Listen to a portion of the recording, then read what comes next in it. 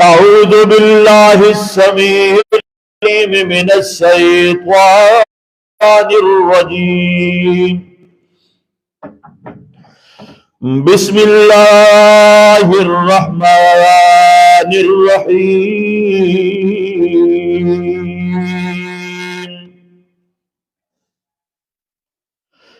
هل تنظر نفس ما قدمت لغد واتقوا الله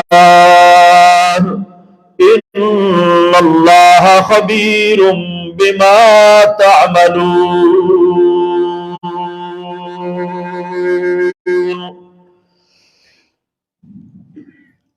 قال النبي صلى الله عليه وآله وسلم تمنوا الموت عند خصال ست: عند إمارة السفهاء وبيع الحكم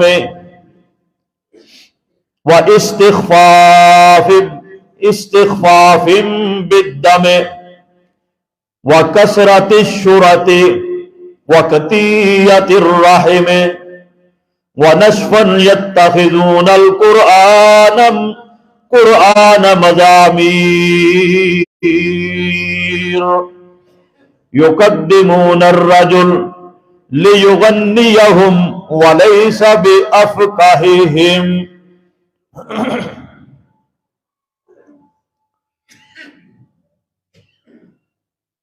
ہر قسم کی حمد و ثنا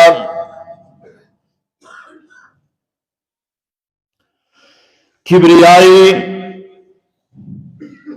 بڑائی، تعریفات، تمہیدات، تمجیدات اور تقدیسات اللہ سبحانہ و تعالی کی ذات پاک کے واسطے ہے، جو ساری کائنات کا خالق و مالک ہے، حاکم اور رازق بھی۔ ان گنت اور لاتعداد درود و سلام امام الانبیاء، حبیب خدا جناب محمد الرسول اللہ صلی اللہ علیہ وآلہ وسلم کی ذات گرامی پر، جن کی اطاعت اور فرما برداری نجات اور کامیابی کا ذریعہ ہے، اور جن کی نافرمانی سراسر تباہی، بربادی اور ہلاکت ہے۔ میرے واجب الاحترام بزرگوں اور بھائیوں، جس طرح کہ آپ حضرات کو معلوم ہے، موجودہ دور بھرپور فتنوں کا دور ہے۔ چاروں اطراف سے فتنوں کی ہر آدمی پر یلغار ہے۔ دائیں سے فتنے، بائیں سے فتنے، آگے سامنے پیچھے ہر طرف سے فتنوں کی یلغار ہے،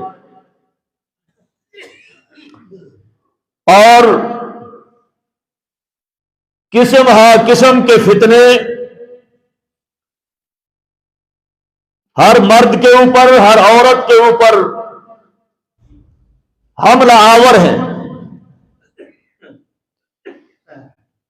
اور یہ فتنے کہیں تو مسلمانوں کے عقیدے کے اوپر حملہ آور ہیں، اور کہیں پر یہ آپ کے دین کے اوپر حملہ آور ہے۔ کہیں یہ فتنے آپ کے مال کے اوپر فتنہ حملہ آور ہیں، کہیں آپ کے لباس کے اوپر یہ فتنے حملہ آور ہیں، کہیں آپ کے گھر کے ماحول پر یہ فتنے حملہ آور ہیں، کہیں آپ کی عزت پر، آپ کے جسم و جان پر یہ فتنے حملہ آور ہیں، کہیں آپ کی سوچ اور آپ کی فکر پر یہ فتنے حملہ آور ہیں۔ نہ کوئی مرد محفوظ ہے، نہ کوئی عورت محفوظ ہے، نہ دن کو محفوظ ہے، نہ رات کو محفوظ ہے۔ زمین کے کسی خطے میں، کسی کونے میں کوئی بندہ، کوئی مرد، کوئی عورت ان حملوں کی یلغار سے محفوظ نہیں ہے۔ دنیا فتنے سے بھر چکی۔ تو میرے بھائیوں، یہ سارے کے سارے فتنے اور یہ فساد، یہ بگاڑ ایک مسلمان اور ایک مومن کے نیک اعمال کی راہ کے اندر یہ فتنے رکاوٹ ہیں۔ آخرت کی جو ہم تیاری کرتے ہیں، اس آخرت کی تیاری کی راہ میں یہ فتنے رکاوٹ ہیں۔ جو عقیدے پر، دین پر، اسلام پر، جسم و جان پر، ماحول پر حملہ آور ہے، اللہ ہم سب کو محفوظ فرمائے۔ اللہ اکبر۔ تو میرے بھائیوں، اس دور کے اندر ہمیں کیا کرنا؟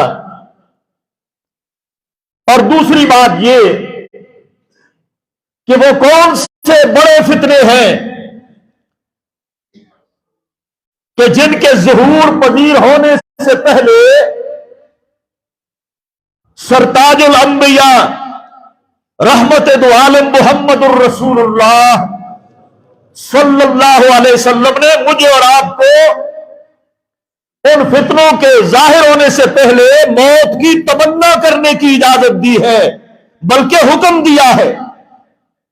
حالانکہ موت کی تمنا کرنا، آرزو کرنا، دعا کرنا موت کے لیے یہ جائز نہیں ہے، لیکن چند وہ بڑے فتنے ہیں جن کے ظاہر ہونے پر اللہ کے پاک نبی نے ارشاد فرمایا، ان فتنوں کے ظہور سے پہلے آپ موت مانگ لیا کرو۔ جبکہ موت کا مانگنا جائز، وہ اتنے بڑے فتنے ہیں کہ آپ موت کو مانگو ان فتنوں کے ظہور سے پہلے۔ لیکن مجھے اور آپ کو کرنا کیا ہے ابھی کہ ایسے فتنوں والی جگہوں پر، مقامات پر، مجالس میں مجھے اور آپ کو ایسی جگہوں سے، ایسی مجالس سے دور رہنا ہے، تاکہ آپ کا دین بچ جائے فتنوں سے، آپ کا اسلام بچے فتنے سے، آپ کا ماحول بچے فتنے سے، آپ کی سوچ اور فکر بچ جائے فتنے سے۔ اگر آپ بھی فتنوں میں مبتلا ہوگے جہنم کا بالن بن جائے۔ اس لیے دور رہنے کا حکم دیا ہے، اختلاط نہیں کرنا، ایسی مجلسوں میں نہیں جانا، ایسے ٹھکانوں پر نہیں جانا، بے مقصد بازاروں میں نہیں جانا، ایسے جو شو منعقد ہوتے ہیں ان میں نہیں جانا۔ یہ سب فتنہ ہے، فساد ہے۔ جاؤ گے فتنے کی لپیٹ میں آ جاؤ گے، فتنے کی لپیٹ میں آ گئے تمہارے اعمال غارت کر دیے جائیں گے، جہنم میں جا سکتے ہیں۔ اللہ سب کو محفوظ فرمائے۔ اللہ اکبر۔ تو میرے بھائیوں، ایک تو یہ کرنا ہے کہ ایسی جگہوں پر نہیں جانا آپ نے، اور زیادہ سے زیادہ اپنا وقت اس دور کے اندر بالخصوص اپنے گھروں میں آپ گزارو، ذکر و تلاوت میں آپ اپنا وقت گزارو، اللہ سے جڑ کر رہو، اپنی سوچ کو مثبت رکھو اور اپنی سوچ کو منفی اس طرف نہ جانے دو، تخریبی سوچ سے بچو۔ اور یہ خاص دور فتنوں سے بھرپور دور ہے۔ اور پھر اس کے بعد دوسرا کام، کتاب و سنت کی تعلیمات سے جڑے رہو، کوشش کرو کتاب و سنت سے جڑے رہو، ایسے علماء حق کا دامن تھامو کہ جو تمہیں قرآن اور حدیث، حق اور سچ بیان کر کے تمہیں صحیح تمہاری رہنمائی کرتے ہیں۔ ایسے علماء کے ساتھ اس دور میں جڑنا لازم ہے۔ پیغمبر کے صحابہ اللہ کے پاک نبی دنیا سے چلے گئے، فتنے بپا ہو گئے، اسی دور سے فتنے شروع ہوئے۔ کہیں مرتدین کا فتنہ ہے، لوگ مرتد ہو رہے ہیں دور دراز کے قبائل، یہ فتنہ۔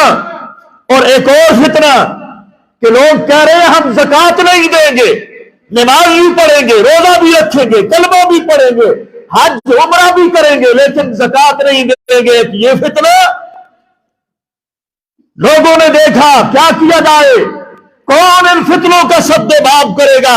ایک آدمی جو اس میں دور میں جانی لحاظ سے سب سے کمزور تھا لیکن ایمانی لحاظ سے سب سے طاقتور تھا، جس کا نام حضرت ابو بکر صدیق ہے رضی اللہ تعالی عنہ، وہ میرے بھائیو چٹان کی طرح ان فتنوں کے سامنے کھڑے ہو گئے۔ تمہیں اور مجھے بھی اسی طرح سے صحابہ کرام کی سنت پہ عمل کرتے ہوئے ایسے کسی شخص کے ساتھ جڑ کے رہنا چاہیے جو فتنوں کا صحیح معنوں میں ادراک بھی رکھتا ہو، تدارک کرنا بھی جانتا ہو، کتاب اور سنت کی تعلیمات سے بھی وہ واقف ہو۔ ایسے آدمی کی تلاش کرنا، اس کے ساتھ جڑ کے رہنا، یہ صحابہ کی سنت ہے۔ جیسے وہ ابو بکر صدیق کے ساتھ جڑ گئے، جب جڑ گئے تو ابو بکر صدیق نے مانعین زکوٰۃ کے فتنے کو بھی میرے بھائیوں رفع کیا اور ارتداد مرتدین کے فتنے کا بھی مقابلہ کیا۔ کیسے عظیم آدمی تھے ابو بکر بھی، جانی طور پر رہیف ہیں، کمزور ہے، لیکن عمر کہتے ہیں ایک مقام پر میں تو حیران و پریشان تھا، کیا کیا جائے، کون کرے گا، کیسے کرے گا؟ جب ابو بکر نے ان فتنوں کا مقابلہ کیا کھڑے ہو کر، عمر کیا اٹھے، اے کاش ابو بکر صدیق میں تیرے سینے کے اوپر اگنے والے بالوں میں سے میں عمر ایک بال ہوتا۔ اللہ اکبر۔ تو ایسے لوگوں کو تلاش کرو۔ اور امام مالک ان کے دور میں جب فتنہ ہوا جبری طلاق کا، وہ بھی کھڑے ہو گئے، ڈٹ گئے، دنیا میں حاکموں کے سامنے ڈٹ گئے، فتنے کا مقابلہ کیا، کوئی پرواہ نہیں کی انہوں نے، گدے پہ بٹھایا گیا، منہ کالا کیا گیا، ایک امام حدیث کا، امام مدینہ کا، کوئی پرواہ نہیں کی، لیکن فتنے کا مقابلہ کیا۔ احمد بن حنبل کو دیکھو، فتنے کا کس طرح مقابلہ کیا ہے۔ جب خلق قرآن کا مسئلہ آیا کہ بادشاہ کہتا ہے قرآن اللہ کا کلام نہیں، یہ مخلوق ہے، کہا نہیں یہ اللہ کا کلام ہے، کوڑے مارے گئے، جیل میں ڈالا گیا، چمڑی ادھیڑی گئی، لیکن اس فتنے کے خلاف احمد بن حنبل ڈٹ گئے۔ آج بھی دنیا احمد بن حنبل کے اس فتوے پر قائم ہے کہ قرآن مخلوق نہیں، قرآن اللہ کا کلام ہے۔ تو اس پرفتن دور کے اندر بھی آپ کو چاہیے، ایک تو آپ ایسے لوگوں سے، مقامات سے، جگہوں سے، مجلسوں سے الگ رہو، ایسی شادیوں غمیوں سے جہاں پر فتنہ اور فساد ہوتا ہے۔ اپنے دین کو بچاؤ، عزت کو بچاؤ، ایمان کو بچاؤ، نیک اعمال کو بچاؤ، اور کتاب و سنت سے جڑے رہو، اور راسخ العقیدہ پکے علماء کی تلاش کرو۔ اللہ ہمیں توفیق عطا فرمائے۔ تو وہ 6 فتنے کون سے؟ انتہائی اختصار کے ساتھ میں آپ کے سامنے یہ حدیث پھر پڑھتا ہوں۔ جن سے پہلے موت کی تمنا کرنی چاہیے، ورنہ تو اللہ کے نبی نے فرمایا لا تتمنوا الموت، تمہیں اجازت نہیں ہے کہ موت مانگو اللہ سے، لیکن ان 6 فتنوں کے ظہور پر فرمایا تم موت مانگو اللہ سے۔ اب کوئی کہہ سکتا ہے جی اس حدیث میں دونوں میں تعارض ہے کہ ایک میں موت مانگنے کا حکم ہے، دوسری میں نہ مانگنے کا حکم ہے۔ جس میں نہ مانگنے کا حکم ہے وہ اس کا مقام اور محل کچھ اور ہے، اس کا مقام محل کچھ اور ہے۔ جہاں مانگنا موت منع ہے وہ دنیاوی مصیبتیں ہیں، آزمائشیں ہیں۔ جس طرح آپ بیمار ہو جاتے ہیں، فقر و فاقہ گھر میں آ جاتا ہے، اس بیماری سے تنگ آ کر آپ موت نہ مانگو، فقر و فاقے سے تنگ آ کر آپ موت نہ مانگو، اللہ سے عافیت کا سوال کرو تاکہ آپ کے لیے وہ بیماری، وہ آزمائش اللہ کی رحمت بن جائے۔ اور یہاں فتنوں سے اپنے دین کو، ایمان کو بچانے کے لیے فرمایا موت مانگ لو۔ اللہ اکبر. اس حدیث کے راوی ہیں حضرت عابس غفاری رضی اللہ تعالی عنہ. معجم الکبیر کے اندر یہ حدیث لائی ہے، صحیح حدیث. یہ کہتے ہیں سمعت رسول اللہ صلی اللہ علیہ وآلہ وسلم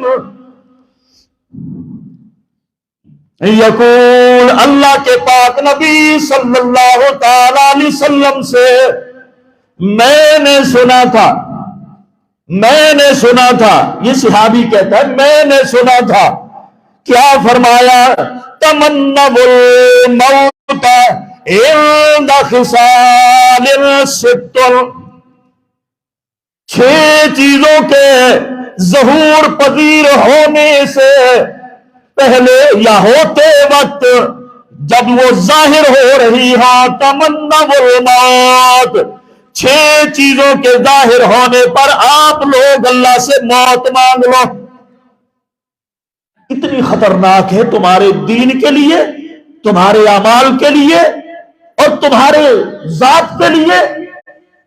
اتنی خطرناک ہے یہ 6 چیزیں. نمبر 1 فرمایا عند امارت السفہاء، سب سے جو پہلی چیز ہے لوگوں وہ ہے بے وقوفوں کی حکومت. سب سے پہلا فتنہ عند امارت السفہاء، جبھی بے وقوف لوگ تمہارے حاکم بن جائے آپ اللہ سے موت مانگ لو، موت مانگ لو. یہ اتنا خطرناک معاملہ ہے. اللہ اکبر. کیا سمجھتے ہیں آج عقل مندوں کی حکومت؟ جب بے وقوف لوگ تمہارے حاکم بن جائے، اپنی طاقت کے زور پر حاکم بن جائیں، MP بن جائیں، اپنے مال کے زور پر، اپنی قوم برادری کی طاقت کے زور پر، جن کو شریعت کا پتہ نہیں، اسلام کا پتہ نہیں، دین کا پتہ نہیں، کلمہ سیدھا آتا نہیں، سورہ فاتحہ آتی نہیں، نماز پڑھنی آتی نہیں، کلمے کا ترجمہ آتا نہیں، سورہ قل واللہ احد آتی نہیں، ایسے بے وقوف لوگ جب تمہارے حاکم بن جائیں، اللہ کے نبی فرماتے ہیں اللہ سے موت مانگو. یہ تمہارے دین کے لیے بھی خطرناک، تمہاری دنیا کے لیے بھی خطرناک، تمہاری معیشت کے لیے بھی خطرناک، تمہاری عزت کے لیے بھی خطرناک، تمہاری آخرت کے لیے بھی یہ بہت بڑا خطرہ ہے. ایمان سے بتاؤ ہم اس حالات سے گزر رہے ہیں کہ نہیں؟ یہ فتنہ ہمارے اوپر مسلط ہو چکا کہ نہیں؟ بے وقوف لوگ ہمارے حاکم ہیں کہ نہیں؟ سچ فرمایا صادق الوعد پیغمبر محمد الرسول اللہ صلی اللہ علیہ وسلم نے یہ بہت بڑا فتنہ ہے. جاہل، گموار اور دین سے بے بہرا لوگوں کا حکومت پہ قابض ہو جانا اللہ کی قسم دنیا کے لیے بہت بڑا فتنہ ہے. میں نہیں کہتا، اللہ کے پاک نبی نے آپ ارشاد فرمایا ہے ان کو حکومت میں آنے پر آپ لوگوں کو چاہیے کہ آپ اللہ سے موت مانگو. اللہ اکبر. تو میرے بھائیوں ایک دوسری حدیث کے اندر اس طرح بھی ارشاد فرمایا لا تقوم الساعة حتى يكون أسعد الناس بالدنيا لوکا ابن لوکائن.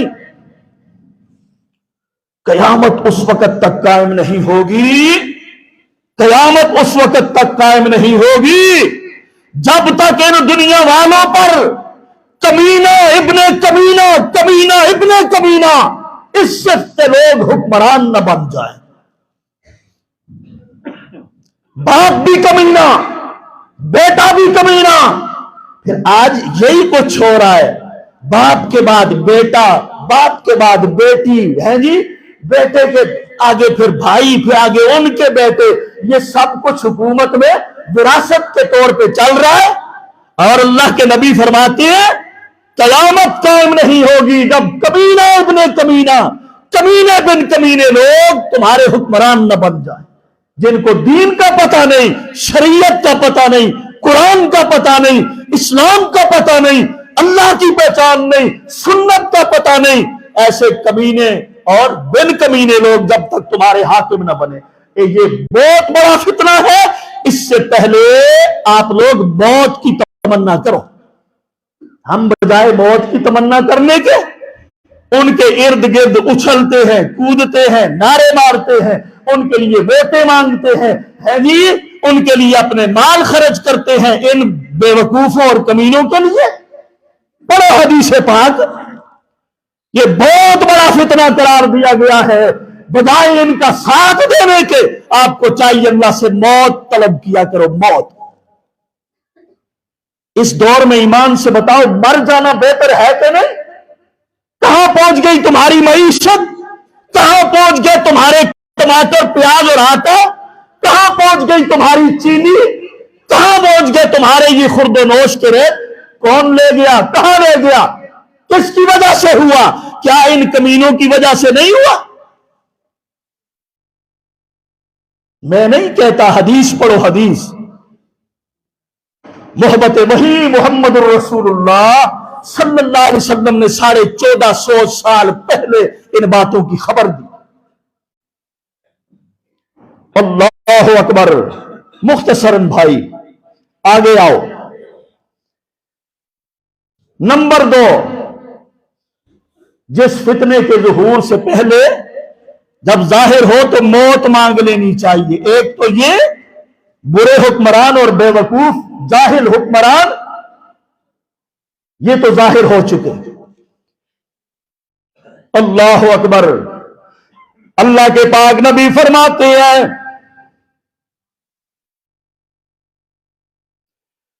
وَبَيْعُ الْحُكْمِ، دوسری جو فتنہ ہوگا جس سے لوگ تباہ و برباد ہو جائیں گے، اور وہ فتنہ ظاہر ہونے سے پہلے لوگوں تم موت کی تمنا کرو. فرمایا بیع الحکم، جب انصاف بکنے لگ جائے. بیع الحکم، جب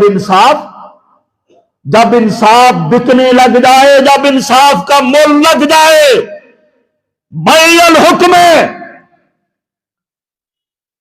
میں خدا کا واسطہ دے کے سوال کرتا ہوں، آج تمہاری عدالتوں میں انصاف بک رہا ہے کہ نہیں بک رہا؟ ایک ایک دستخط کے ہزاروں روپے وصول کیے جاتے ہیں کہ نہیں؟ کیے جاتے ہیں کہ نہیں؟ رشوت ستانی ہے کہ نہیں؟ سود ہے کہ نہیں؟ فیصلوں کے مول لگتے ہیں کہ نہیں؟ کیا تیرا وکیل سچ کو جھوٹ اور جھوٹ کو سچ بناتا ہے کہ نہیں؟ اللہ اکبر.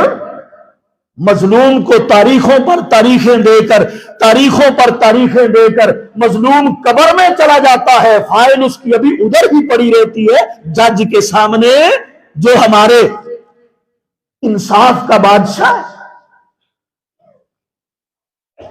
فرمایا بیع الحکم، جب تیری عدالتوں کے اندر رشوت عام ہو جائے، منشی بھی پیسے لیتا ہے، وکیل بھی پیسے لیتا ہے، جج بھی میرے بھائیوں پیسے لیتا ہے، پیسے لے لے کر فیصلے ہوتے ہیں.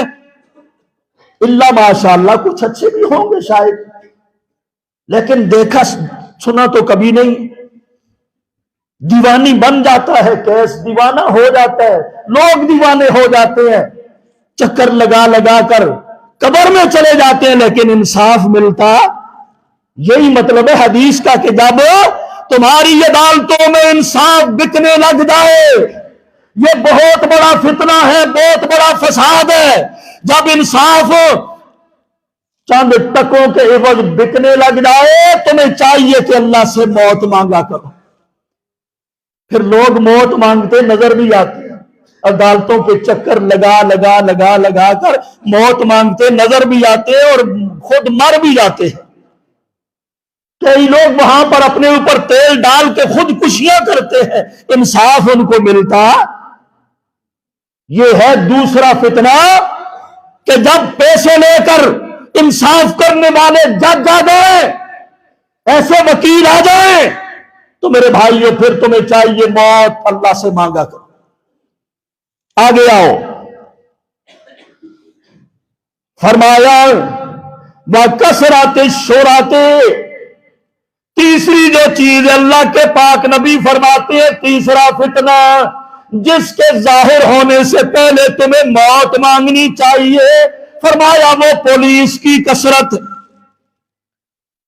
کثرت الشرط، شرطہ عربی میں پولیس کو کہتے ہیں۔ پولیس جب زیادہ ہو جائے، اللہ کے نبی فرماتے ہیں اللہ سے موت مانگو۔ پولیس زیادہ ہے کہ نہیں؟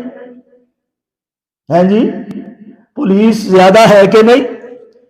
پولیس کے زیادہ ہونے کا مطلب یہ ہے، جب پولیس زیادہ ہوتی ہے مطلب یہ ہے امن امان نہیں ہے، سکون نہیں ہے، فتنہ زیادہ ہے، فساد زیادہ ہے، چوری زیادہ ہے، قتل زیادہ ہے، ڈاکہ زیادہ ہے، بدکاری زیادہ ہے، سود خوری زیادہ ہے، شراب نوشی زیادہ ہے، اور دنگا فساد زیادہ ہے۔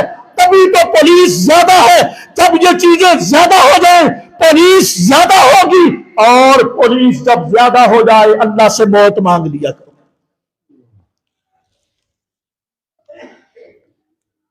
ایک ایک وزیر مشیر، چھوٹے چھوٹے عہدے رکھنے والا جب اپنے دفتر میں حرکت میں آتا ہے، اس کے آگے سینکڑوں نہیں ہزاروں پولیس والے میرے بھائیوں حرکت میں آتے ہیں کہ نہیں؟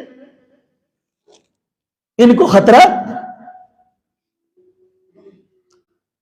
ہمارے اسلاف حکمران جتنے تھے اکیلے آیا جایا کرتے تھے، اکیلے، لیکن یہاں ایک نکلتا ہے، حضرت علامہ کے الفاظ میں آگے ہوٹر ہے، پیچھے سکوٹر ہے، اور کار میں لکا کبوتر ہے، ہٹو بچوں کی صدا ہوتی ہے، سینکڑوں ہزاروں پولیس والے راستے بند کر کے، عوام کے، مجبوروں کے، بیماروں کے راستے بند کر کے کھڑے ہیں، کیوں؟ یہاں سے لکا کبوتر گزرے گا۔ یہ انصاف ہے؟ یہ حکمران ہے؟ یہ پولیس کی کثرت؟ موت مانگو اللہ سے۔ پولیس کو تو چھوڑو، اتنا فساد ہو گیا، آپ دیکھتے ہیں دکانوں کے اوپر بھی سیکورٹی گارڈ رکھے گئے ہیں، بینکوں کے سامنے دیکھو تو سیکورٹی گارڈ رکھے گئے ہیں، دکانوں جنرل سٹوروں پر دیکھو تو سیکورٹی گارڈ نظر آتے ہیں، اور مساجد کے سامنے دیکھو تو مسجدوں کے سامنے بھی سیکورٹی گارڈ نظر آتے ہیں۔ فتنہ فساد اتنا عام ہو، اس لیے فرمایا جب یہ سیکورٹی گارڈ پولیس زیادہ ہو جائے، تم لوگوں کو چاہیے اس دور میں تمہارا جینا بہتر نہیں ہے، اللہ سے موت مانگ لو، موت۔ اللہ اکبر، آگے آؤ، فرمایا باستخفاف بالدم، اللہ کے پاک نبی فرماتے ہیں جب خون بے قیمت ہو جائے، خون سستا ہو جائے، مطلب یہ کہ قتل و قتال زیادہ ہو جائے، قتل ہونے والے کو پتہ نہیں مجھے کیوں مارا گیا، اور مارنے والے کو پتہ نہیں میں اسے کیوں مار رہا ہوں، خون سستا اور بے قیمت ہو جائے، اے میری امت کے لوگوں تمہیں چاہیے اس فتنے کے ظاہر ہونے سے پہلے اللہ سے موت مانگ لو۔ ایمان سے بتاؤ قتل و قتال زیادہ ہے کہ نہیں؟ آج بھی رات ہمارا پیارا ساتھی بھائی ماسٹر اکرم، کسی نے ظالم نے گولی مار کر نماز پڑھ کر چلتے ہوئے اس ماسٹر اکرم کو قتل نہیں کر دیا؟ اللہ اس کی مغفرت فرمائے، اللہ درجے بلند فرمائے، جنت میں اعلیٰ مقام عطا فرمائے۔ یہ اندھا قتل نہیں ہے، مسلمان کا قتل، مومن کا قتل۔ سنو مسلمانوں، اللہ کے پاک پیغمبر صلی اللہ تعالی علیہ وسلم بیت اللہ شریف کے اردا گرد میں طواف کر رہی ہے، امام الانبیاء چکر لگا رہے ہیں، طواف کرتے ہیں، ایک مقام پہ کھڑے ہو گئے اللہ کے پاک نبی اور بیت اللہ کو مخاطب کر کے ارشاد فرمایا، اے کعبۃ اللہ، ٹھیک ہے تیری عظمت بڑی ہے، تیری شان بڑی ہے، تیرا مقام بڑا ہے، اور جناب تیری خوشبو بڑی پیاری ہے، اور جناب تیری شان اور عظمت بڑی بلند ہے، لیکن اے کعبۃ اللہ سن، والذی نفس محمد بیدہ لحرمت المؤمن اعظم عند اللہ حرمتا من مالہ ودمہ وان نظن بہ الا خیرا۔ اے کعبۃ اللہ تیری عظمت اپنی جگہ پر، لیکن ایک مومن کا خون اور ایک مومن کی عزت اے کعبۃ اللہ تجھ سے بھی بڑھ کر ہے۔ مومن کا خون تیری عزت سے مہنگا ہے، مومن کا خون ہے بیت اللہ تیری عزت سے زیادہ قیمتی ہے۔ اللہ اکبر۔ اللہ کے پاک نبی نے ارشاد فرمایا، اللہ پاک آپ فرماتے ہیں، لو ان اہل السماء واہل الارض اشترکوا فی دمہ فی دم مؤمن لعتبہم اللہ فی النار۔ اگر سارے آسمانوں کے سارے فرشتے بھی، نیک اور برگزیدہ آسمانوں والے فرشتے بھی اور زمین کے سارے جن اور انسان بھی اشترکوا فی دم مؤمن، ایک مسلمان کے خون میں شامل ہو جائے، قتل میں شامل ہو جائے، مجھے اپنی عزت اور کبریائی کی قسم ہے، لعتبہم اللہ فی النار، میں آسمان کے سارے فرشتوں کو بھی اور جناب میں سارے انسانوں کو بھی ایک مومن کے قتل میں شامل ہونے کی وجہ سے سب کو جہنم میں الٹا لٹکا دوں گا۔ نہ میں آسمان والوں کو چھوڑوں گا، نہ فرشتوں کو، نہ زمین والوں کو، اگر وہ کسی مومن مسلمان کے قتل میں ملوث ہو جائے میں ساری کائنات کے فرشتوں اور انسانوں کو جہنم میں ڈال دوں گا۔ مومن مسلمان کا خون اتنا قیمتی۔ اور فرمایا لوگوں، اگر کسی قاتل کی کوئی مدد کرتا ہے آنکھ کے ایک معمولی اشارے کے ساتھ، اللہ کے نبی فرماتے ہیں آنکھ کے معمولی اشارے کے ساتھ بھی اگر کوئی آدمی کسی قاتل کی مدد کرتا ہے، اس آنکھ کے اشارہ کرنے والے کو بھی مجھے اپنی کبریائی کی قسم ہے میں ابدی جہنمی بنا دوں گا۔ آنکھ کے اشارے سے بھی اس کی مدد، قاتل کی مدد کرنا جائز ہے؟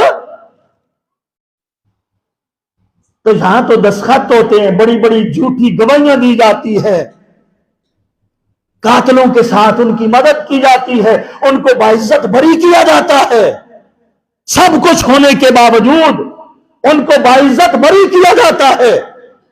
اس لیے فرمایا جب خون بے قیمت ہو جائے، خون سستا ہو جائے، تمہارے خون کی کوئی قیمت نہ رہے، جب ایسا زمانہ آ جائے، ایسا فتنہ برپا ہو جائے، تمہارا زندہ رہنے سے بہتر ہے تم مر جاؤ، اللہ سے موت طلب کر۔ ایمان سے بتائیں یہ قتل مقاتلہ عام ہو گیا کہ نہیں؟ اس دور میں پھر زندہ رہنے سے بہتر ہے اللہ سے موت مانگ۔ اللہ اکبر۔ آگے آؤ، فرمایا وقتیت الراہ میں اللہ کے پاک نبی فرماتے ہیں پانچواں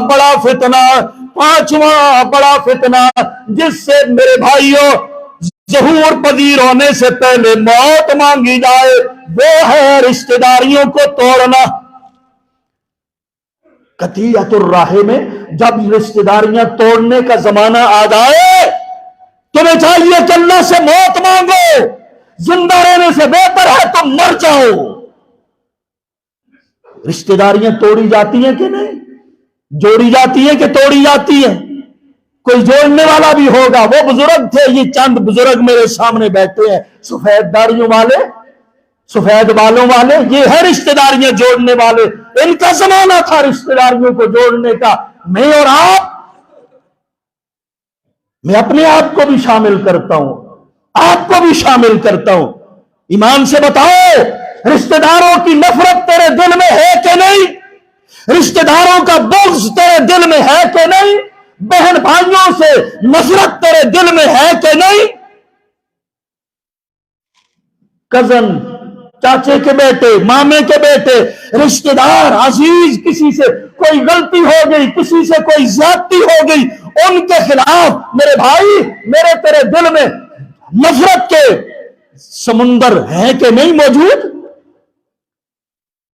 ہم سلام کلام کرنے کے لیے تیار نہیں ہے. مسلمان یہ محمد کا امتی کہلاتا ہے, لیکن رشتہ دار کے پاس جانے کے لیے تیار نہیں. یہ رحمت للعالمین کا اپنے آپ کو امتی کہتا ہے, لیکن اپنے رشتہ دار کو راضی کرنے کے لیے تیار نہیں.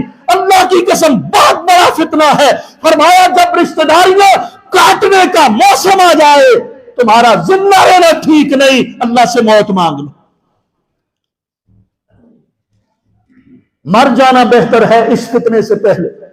رشتہ داریاں جوڑو مسلمانوں. نہ دیکھو اس نے کیا کیا, کتنا ظلم کیا, کتنی زیادتی کی, نہ دیکھو. معاف کر دو تو معاف کرو گے, اللہ تمہیں معاف فرمائے گا. کرو تو صحیح. رحم کا لفظ اللہ نے رحمان سے نکالا ہے, رحم کا لفظ اللہ نے رحیم سے نکالا ہے.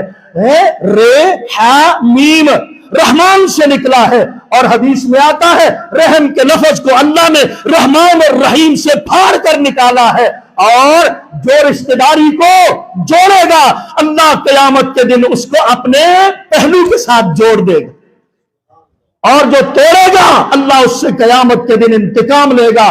اور میدان معاشر کے اندر ہاں رشتہ آ جائے گا, رشتہ داری سلارے میں آ جائے گی, اللہ کے سامنے کھڑی ہو جائے گی اور اللہ سے درخواست کرے گی, اے میرے مولا, اے میرے مولا, جس نے رشتہ داریوں کو جوڑا, آپ ان لوگوں کو اپنے پہلو کے ساتھ جوڑ لے, اور جنہوں نے رشتہ داریوں کو توڑا, نفرت کی, حسد کی, بغض رکھے, اے اللہ آج تو ان سے آپ انتقام لے لے.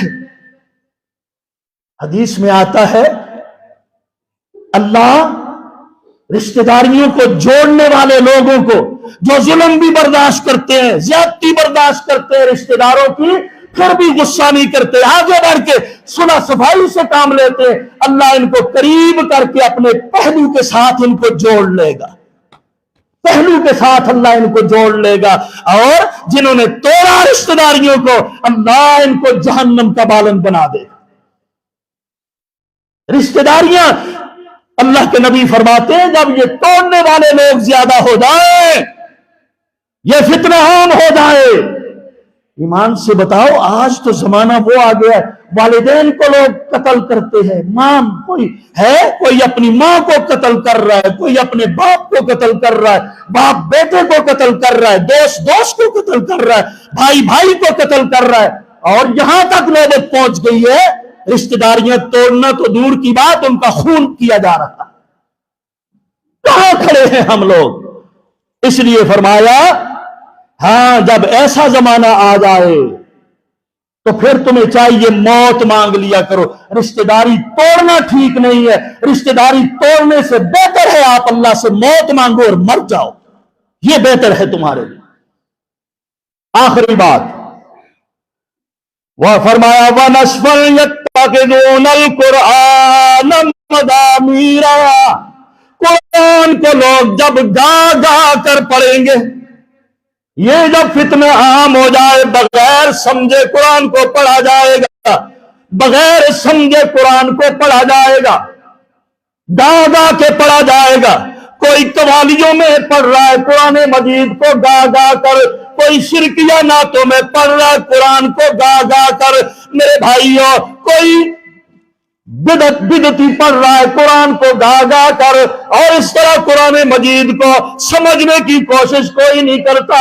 فرمایا جب یہ زمانہ آ جائے تو تم پھر اللہ سے موت مانگو. قرآن گا گا گا کر مزامیر کی طرح پڑھنے والے زیادہ ہو جائے، ہاں پھر شیخ عبداللہ ناصر رحمانی حافظہ اللہ کے الفاظ میں یہ جو لمبا لمبا کر کے آج محفل حسن قرات منعقد کی جاتی ہے، ایک ایک سانس میں پوری پوری سورت پڑھی جاتی ہے، لوگوں سے بیلیں وصول کی جاتی ہیں، پیسے وصول کیے جاتے ہیں، یہ وعدہ کاری ہے، یہ وعدہ کاری ہے، یہ اس کا اتنا لمبا سانس ہے، یہ ایک سانس میں اتنی سورتیں پڑھ جاتا ہے، اللہ اکبر، اور پھر لوگوں کے اوپر سحر کاری کرتے ہیں، قرآن کو سمجھتے نہیں ہیں، قرآن کا معنی کوئی نہیں بیان کرتا، قرآن کی تفسیر کوئی نہیں بیان کرتا، ترجمہ کوئی نہیں بیان کرتا، اس طرح گا گا کے لوگ قرآن پڑھتے ہیں۔ جب یہ فتنہ عام ہو جائے تمہارے لیے ضروری ہے اللہ سے موت مانگو، موت۔ فرمایا پھر ایسے ہی لوگوں کو لوگ امام بناتے ہیں، امام حدیث کے الفاظ ہیں، ایسے لوگوں کو پھر لوگ امام بنائیں گے، یقدمون الرجل لیغنیہم ولیس بافقہہم، یہ گا گا کر قرآن پڑھنے والا بڑی سریلی آواز والا امام ہے جی، لیکن قرآن کو انہوں نے سمجھا نہیں، ترجمہ نہیں پڑھا، تفسیر نہیں پڑھی، اللہ کا حکم کیا ہے، سنت نہیں پڑھی، حدیث نہیں پڑھی، بس گا گا کے لمبے لمبے سانس لے کر قرآن پڑھائے۔ حضور فرماتے ہیں جب ان لوگوں کا فتنہ بھی عام ہو جائے پھر تمہیں چاہیے کہ تم اللہ سے موت مانگو۔ یہ ہیں جی اس حدیث کے اندر جو 6 چیزیں، 6 بڑے فتنے میں نے آپ کے سامنے رکھے، جبکہ موت کا طلب کرنا جائز نہیں، لیکن ان 6 فتنوں کے ظہور پذیر ہونے کے وقت آپ موت کو مانگ لو، موت کو مانگ لو۔ اللہ مجھے اور آپ سب کو ان فتنوں سے محفوظ فرمائے۔ اللہ اکبر۔ پہلا فتنہ پھر یاد کر لو ہے بے وقوف حکمران ہے، اور دوسرا فتنہ پولیس کی کثرت ہے، تیسرا فتنہ قطع رحمی ہے، چوتھا فتنہ میرے بھائیو انصاف فروشی ہے، پانچواں فتنہ خون کا سستا ہو جانا ہے، چھٹا فتنہ قرآن مجید کو گا گا کر پڑھنا ہے۔ اللہ مجھے اور آپ سب کو ان 6 فتنوں سے محفوظ فرمائے اور اپنی حفظ و امان کے اندر رکھے، ہمارے دین کو، اعمال کو اللہ پاک ان کی حفاظت فرمائے۔ وما علیہ الا البلاغ المبین۔